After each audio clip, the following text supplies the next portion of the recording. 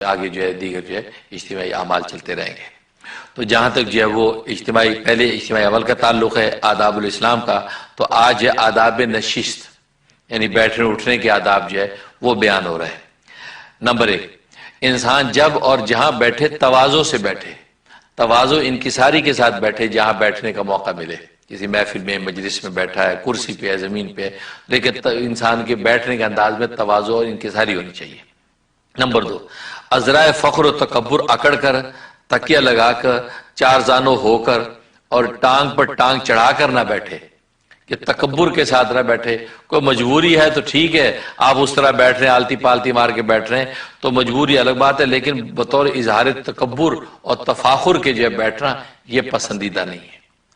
Number 3، ایسی حالت میں بھی نہ بیٹھے جس سے بے پردگی ہو، تو یہ ایسی حالت بھی نہ ہو کہ جس سے بے پردگی ہو، تو انسان کی حیت ایسی بے پردہ سی بن جائے، بےہودہ سی بنے، وہ بھی مناسب نہیں ہے۔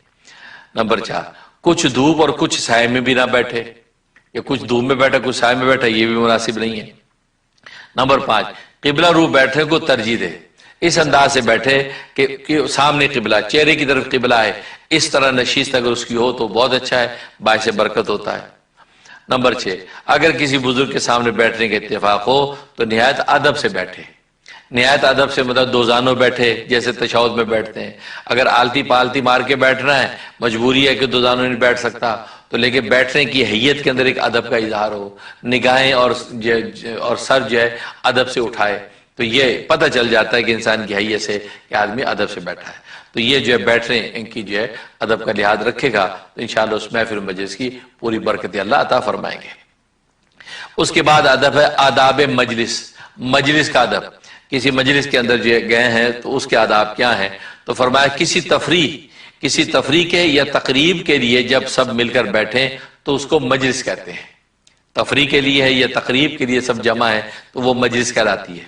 اب اس کے کچھ آداب ہیں۔ نمبر 1، جب بھی کوئی مجلس منعقد ہو اس میں ذکر اللہ ضرور کیا جائے اور سرور کائنات صلی اللہ علیہ وسلم پر درود بھی پڑھا جائے۔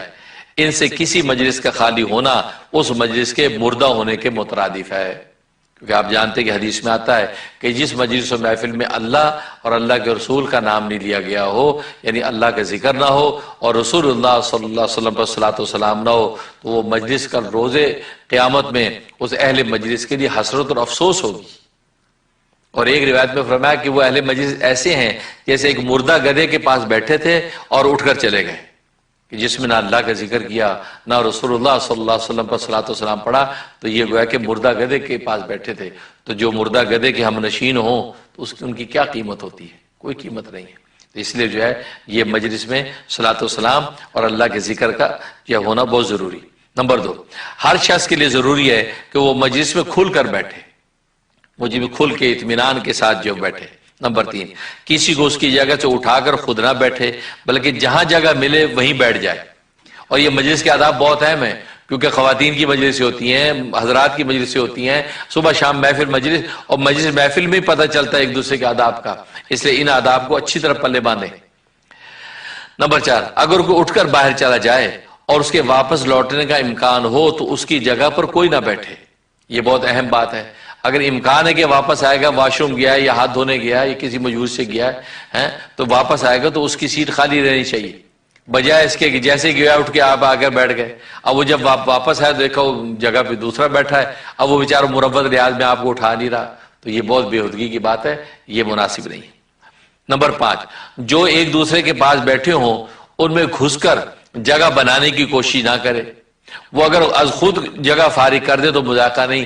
اب کچھ لوگ گھس کے ایک دوسرے کے ساتھ بیٹھے ہیں، اب آپ جا کے اس کے اندر آپ جگہ بنا رہے ہیں کہ ذرا تھوڑا سا ہٹیے، وہاں جگہ بنا کے بیٹھ گئے، تو یہ بہت بےہودگی کی بات ہے، یہ ایسا نہیں کرنا چاہیے۔ ہاں وہ خود ہی اجازت دے دیں، آپ کو دیکھا وہ خود تھوڑا ادھر ادھر ہو جائیں یا کھسک جائیں، آپ کو جگہ دے دیں، کیونکہ تفسح فی المجالس یہ بھی حکم ہے کہ مجلس کو کے اندر وسعت اور جگہ دے دیا کرو، تو دے دے تو کوئی مذاکرہ نہیں ہے۔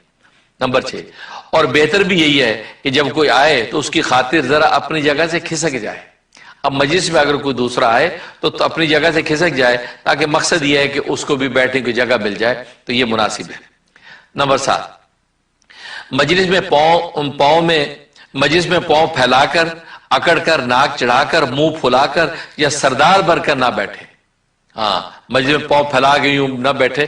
ہاں مجبوری الگ بات ہے، کوئی معذور ہے یا بالکل اکڑ کا منہ چڑھا کے یوں منہ لٹکا کے بیٹھا ہے تو ایسا یہ مناسب نہیں، بلکہ عجز و تواضع سے اس طرح بیٹھے کہ مساوات کی صحیح تصویر نظر آئے، کیونکہ عجز و عاجزی اللہ کو بہت پسند ہے.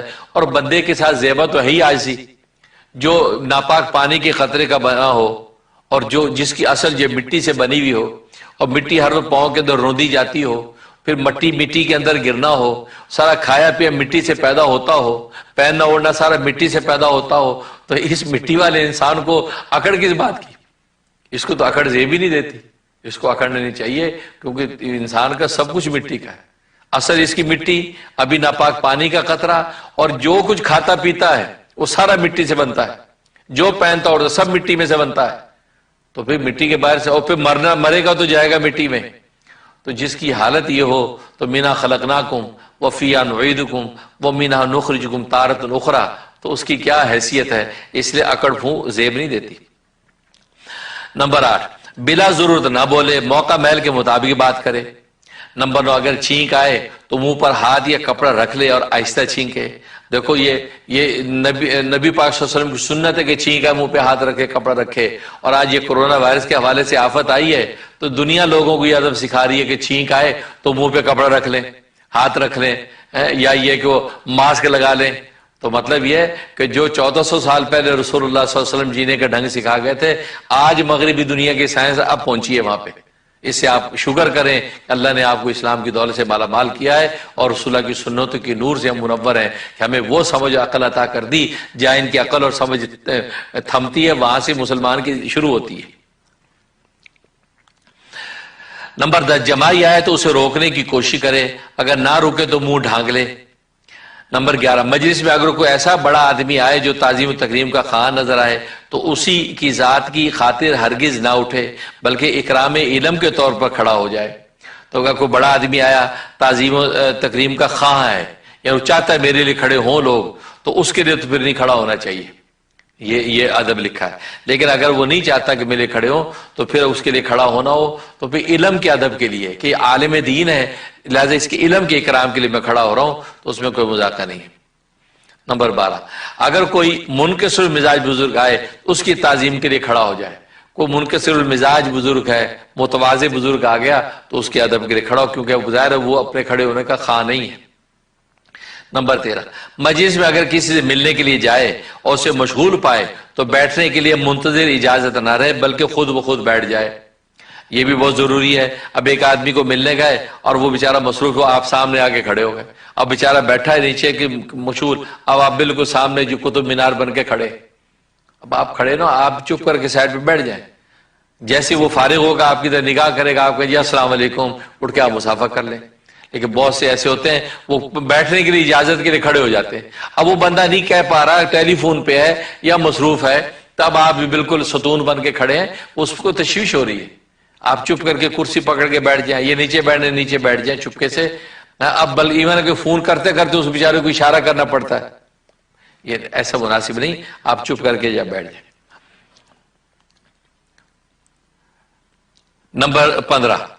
نمبر 14، بلا ضرورت کسی کے پیچھے نہ بیٹھے. ضرورت ہے کہ مجمع زیادہ تو کسی پیچھے بیٹھ کے تو کوئی مذاقہ نہیں. نمبر 15، نہ ہی مشغول آدمی کی طرف متوجہ ہو کر بیٹھے کہ نہ اسے تکتا رہے کہ اسے پریشانی ہو.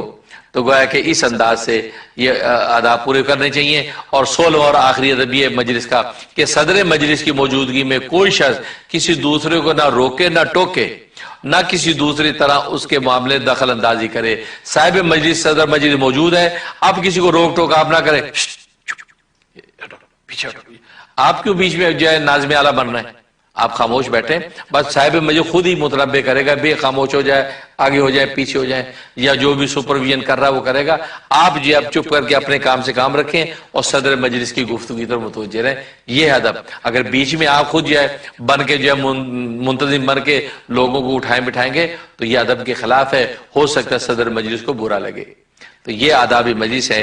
اللہ سے دعا ہے کہ اللہ تبارک و تعالیٰ ان کے لحاظ رکھنے کی توفیق عطا فرمائے تاکہ ہماری مجلس نورانی بن جائے. آمین یا رب العالمین. اب مغرب کی نماز کی دعا کر لیجئے. ربنا تقبل منا انک انت السمیع العلیم وتب علینا انک انت التواب الرحیم. یا اللہ ہم نے ابھی مغرب کی نماز ادا کی ہے، یا اللہ ہماری مغرب کی نماز کو قبول و منظور فرما، یا اللہ قبول و منظور فرما، یا اللہ نماز ہم نے پڑھ لی ہے لغزشوں کوتاہیوں کے ساتھ، نہ اس کے آداب سنن کا لحاظ، نہ یہ اس کی حقیقت کو سمجھا، لیکن یا اللہ آپ ستاری کا پردہ تان کے یا اللہ ہماری مغرب کی نماز کو قبول و منظور فرما لیجیے، یا اللہ ہماری نیکیوں کو قبول فرما، ہمارے گناہوں کو ختم فرما، یا اللہ میں خاتمہ بالایمان نصیب فرما، یا اللہ آج اعتکاف کا 9واں دن ہے اور یا رمضان کی 29ویں رات ہے، یا اللہ طاق رات ہے، یا اللہ ہمیں لیلۃ القدر سے محروم نہ فرما، لیلۃ القدر کی پوری برکات ہمیں عطا فرما، وصلی اللہ تعالی علی خیر خلقہ محمد و آلہ و اصحابہ اجمعین برحمتک یا ارحم الراحمین۔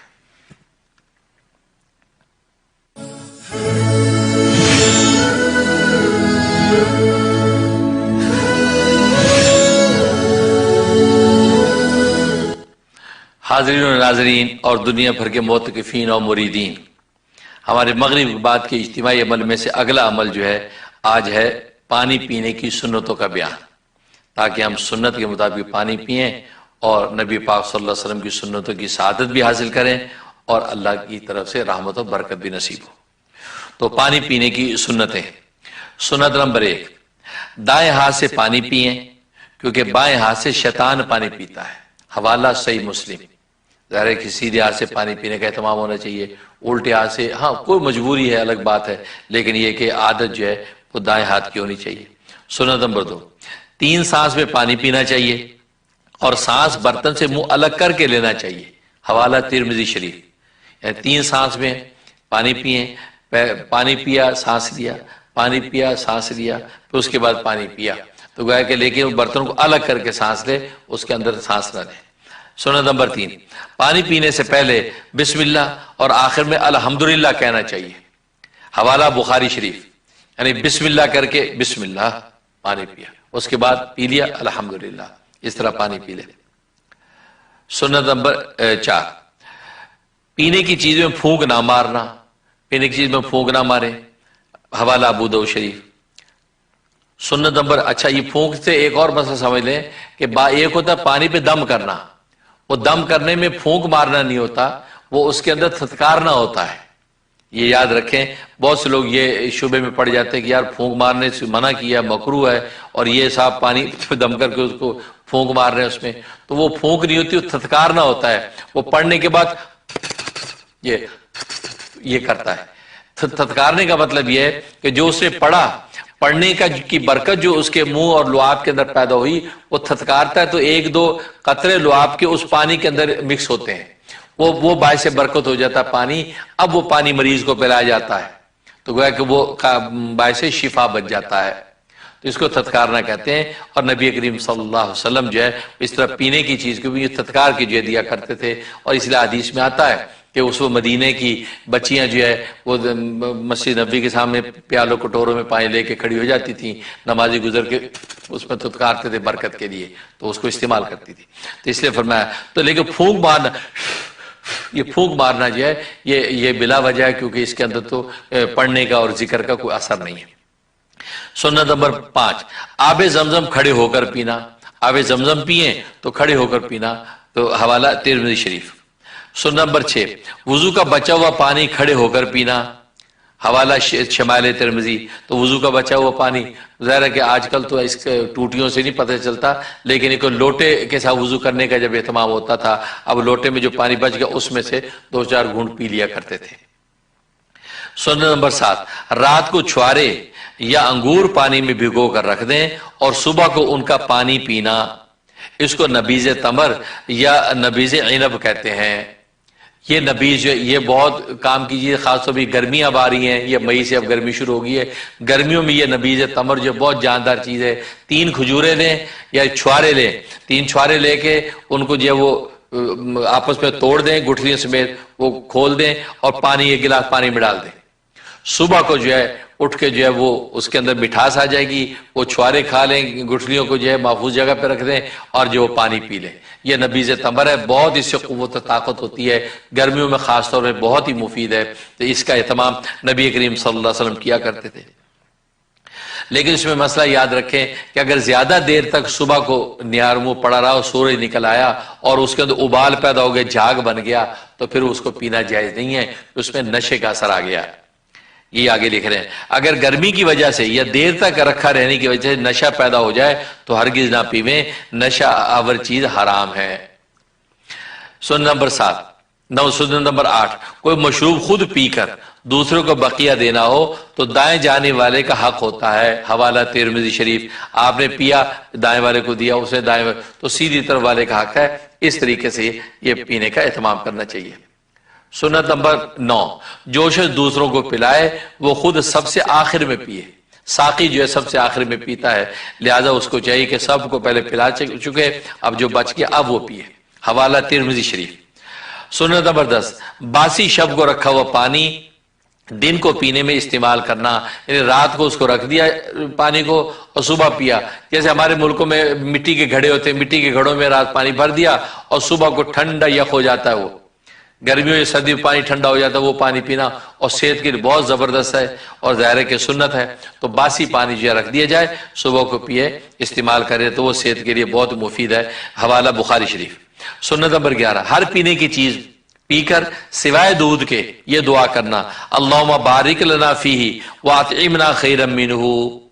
پانی پی کے یہ دعا کریں، کوئی بھی پینے جوس پیا ہے تو یہ دعا کریں، اللہم بارک لنا فیہ واطعمنا خیرا منہ، اے اللہ تو اس میں برکت عطا فرما اور اس سے بہتر چیز ہمیں عطا فرما۔ اور دودھ پینے کی دعا الگ ہے، وہ یہ اللہم بارک لنا فیہ وزدنا منہ۔ حوالہ شمائل ترمذی۔ اللہم بارک لنا فیہ وزدنا منہ، اے اللہ اس میں برکت عطا فرما اور زیادتی نصیب فرما۔ سنت نمبر 12 حضور اکرم صلی اللہ علیہ وسلم کے پاس ایک لکڑی کا پیالہ تھا جس کے باہر لوہے کی پتری جڑی ہوئی تھی اور ہر پینے کی چیز اس میں ڈال کر پی لیتے تھے۔ ایک روایت میں شیشے کا پیالہ بھی آیا ہے، تو نشر طیب اور شمائل کا حوالہ ہے۔ تو کہ شیشے کا گلاس اس نیت سے کہ نبی پاک صلی اللہ علیہ وسلم نے شیشے کے پیالے میں پیا ہے، اس نیت سے شیشے گلاس میں پیئیں تو سنت کا ثواب مل جائے گا۔ اس طرح لکڑی کا پیالہ آپ کا ہوتا تھا، لکڑی کا پیالہ آپ رکھ لیں، اس میں پانی پیا کر سنت سمجھ کے اس کا آپ کو اجر و ثواب ملے گا۔ اور آج کل ماشاءاللہ امریکہ یورپ میں تو لکڑی کے پیالے بڑے خوبصورت پیالے ملتے ہیں، اس کے اندر جو ہے میں نے بھی ایک پیالہ رکھا ہوا تھا اور اس کے اندر جو پانی لکڑی کے پیالے میں ڈال کے سنت سمجھ کے پئیں تو برکات حاصل ہوں گی۔ نشر شمائل کا حوالہ ہے۔ اس کے بعد لکھتے ہیں فائدہ، یہ کھانے کی سنت جو ہے ہر کھانے کے وقت دھیان کے ساتھ جو ہے ہمیں پوری کرنی چاہیے، اور ان سنتوں کا جب اہتمام کریں گے تو نتیجہ یہ کہ اللہ تبارک و تعالی ہمارے لیے ظاہری باطنی دولتیں آسان کر دیں گے، رزق کی برکتیں بھی ہمیں نصیب ہو جائیں گی۔ اللہ سے دعا ہے کہ اللہ تبارک و تعالی عمل کرنے کی توفیق عطا فرمائے، آمین یا رب العالمین۔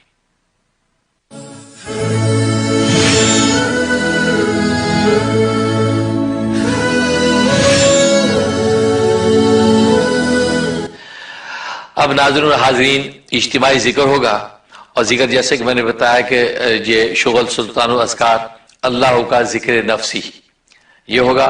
اس سے پہلے جو ہے آپ حضرات جو ہے وہ 1 مرتبہ سورہ فاتحہ اور 13 مرتبہ سورۃ اخلاص اور 11 مرتبہ درود شریف پڑھ لیجئے۔ اس کا ثواب پھر اولیاء کاملین کو پہنچا کر اس کے بعد ہم ذکر نفسی اللہ کا کریں گے، اس کا طریقہ بھی وہاں میں آپ کو تفصیل سے بتا دوں گا۔ اللہ تبارک و تعالی عمل کرنے کی توفیق عطا فرمائے۔ آپ سورہ فاتحہ اور سورہ اخلاص اور درود شریف پڑھنے میں مصروف ہو جائیے۔ Allah is calling you. Allah is calling you. Allah is calling you. Allah is calling you. Allah is calling you. Allah is calling you. Allah is calling you. Allah is calling you. Allah is calling you. ناظرین و حاضرین، سب سے پہلے دعا کیجئے کہ یا اللہ ہم نے جو کچھ پڑھا ہے اس کا ثواب نبی کریم صلی اللہ علیہ وسلم کے صدقہ اور طفیل سے تمام روحانی سلسلوں کی اولیاء اللہ کو عموماً اور سلسلہ چشتیہ صابریہ کی اولیاء اللہ کو خصوص پہنچا دیجئے اور ان کی روحانی توجہات ہمیں عطا فرما دیجئے۔ ابھی سلطان الاذکار اللہ کا ذکر نفسی ہوگا۔ اس شغل کا طریقہ یہ ہے کہ سب سے پہلے 10 مرتبہ درود شریف پڑھیں گے، پھر 10 مرتبہ استغفار ہوگا، پھر اس کے بعد دیگر معمولات ہوں گے۔ تو میں آپ کو جیسے جیسے گائیڈ کرتا جاؤں آپ پڑھتے جائیے۔ سب سے پہلے 10 مرتبہ درود شریف پڑھ لیجیے۔ اللہم صلی وسلم بارک علی سیدنا محمد نبی الامی وآلہ وصحبہ الف مرۃ۔ اللہم صلی وسلم بارک علی سیدنا محمد نبی الامی وآلہ وصحبہ الف مرۃ۔ اللہم صلی وسلم بارک علی سیدنا محمد نبی الامی وآلہ وصحبہ الف مرۃ۔ اللہم صلی وسلم بارک علی سیدنا محمد نبی الامی وآلہ وصحبہ الف مرۃ۔ اللہم صلی وسلم بارک علی سیدنا محمد نبی الامی وآلہ وصحبہ الف مرۃ۔ اللہم صلی وسلم بارک علی سیدنا محمد نبی الامی وآلہ وصحبہ الف مرۃ۔ اللہم صلی وسلم بارک علی سیدنا محمد نبی الامی وآلہ وصحبہ الف مرۃ۔ اللہم صلی وسلم بارک علی سیدنا محمد نبی الامی وآلہ وصحبہ الف مرۃ۔ اللہم صلی وسلم بارک علی سیدنا محمد نبی الامی وآلہ وصحبہ الف مرۃ۔ اللہم صلی وسلم بارک علی سیدنا محمد نبی الامی وآلہ وصحبہ الف مرۃ۔ اب 10 مرتبہ استغفار پڑھیے۔ استغفر اللہ ربی من کل ذنب واتوب الیہ، استغفر اللہ ربی من کل ذنب واتوب الیہ، استغفر اللہ ربی من کل ذنب واتوب الیہ، استغفر اللہ ربی من کل ذنب واتوب الیہ، استغفر اللہ ربی من کل ذنب واتوب الیہ، استغفر اللہ ربی من کل ذنب واتوب الیہ، استغفر اللہ ربی من کل ذنب واتوب الیہ، استغفر اللہ ربی من کل ذنب واتوب الیہ، استغفر اللہ ربی من کل ذنب واتوب الیہ، استغفر اللہ ربی من کل ذنب واتوب الیہ۔ اور اس کے بعد میرے ساتھ دہرائیے، اعوذ باللہ من الشیطان الرجیم، بسم اللہ الرحمن الرحیم۔ اب دعا کیجئے، اللہم آتنی نورا، اے اللہ مجھے نور عطا کر دیجئے، اللہم اجعل لی نورا، اے اللہ میرے واسطے نور خاص کر دیجئے، اللہم زدنی نورا، اے اللہ میرا نور بڑھا دیجئے، اللہم اجعلنی نورا، اے اللہ خود مجھ کو نور کر دیجئے، آمین یا رب العالمین۔ اب شغل سلطان الاذکار اللہ کا ذکر نفسی ہوگا۔ ذکر نفسی کا طریقہ جیسے میں نے عرض کیا تھا کہ زبان سے ذکر نہیں ہوگا، یہ سانس کے ساتھ ذکر ہوگا۔ جب اللہ کہیں گے تو سانس کو اندر لے کے جائیں گے، اور جب ہو کہیں گے تو سانس باہر نکالیں گے۔ تو کہ سانس اندر لے جانے میں اللہ اور سانس باہر نکالنے میں ہو، اور تصور یہ کریں گے کہ جب ہو سانس باہر نکلتا ہو کے ساتھ تو جسم کے روئیں روئیں سے نور پھوٹ رہا ہے۔ اس تصور کے ساتھ ہم سانس کے اندر ذکر کریں گے۔ تو جیسے کہ ہم کہتے ہیں اللہ ہو اللہ ہو، تو اس طریقے سے سانس اندر لیا، اللہ ہو اللہ ہو اللہ ہو، یہ زبان سے کہہ رہے ہیں لیکن ہم نے سانس کے ساتھ ذکر کرنا، ہونٹ بند رکھنے ہیں، جو کہ سانس اندر لینے میں اللہ کہا جا رہا ہے اور ہو کرنے میں سانس باہر نکالا جا رہا ہے، اور تصور یہ باندھنا ہے کہ ہمارے روئیں روئیں سے نور پھوٹ رہا ہے۔ توجہ استقامت کے ساتھ یہ ذکر آپ کرتے رہیں گے تو انشاءاللہ اللہ تبارک و تعالیٰ کی نور کی تجلی ہم پر ظاہر ہو جائے گی۔ بہت ہی جو ہے مجرب مشائخ سلسلہ کا یہ ذکر ہے، لہذا توجہ کے ساتھ ذکر کو کیجیے۔